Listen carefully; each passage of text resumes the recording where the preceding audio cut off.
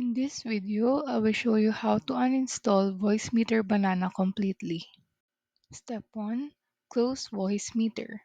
In the system tray, right-click on the orange VB icon and choose Shutdown Voicemeeter. Step 2. Open Settings, then System, then Sound.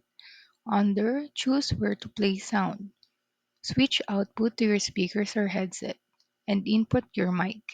This avoids device lock. Step 3. Go to Settings, then Apps, then Installed Apps.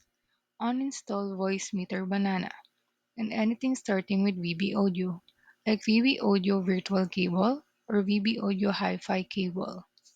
Step 4.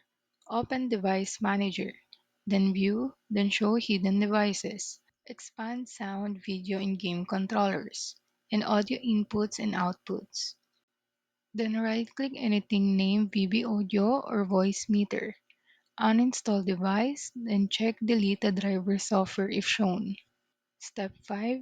Delete leftover folders. Open File Explorer and delete these if they exist. And lastly, restart your PC. Back in sound settings, confirm your speakers or headset are default output and your mic is default input. Then you're done. Clean uninstall.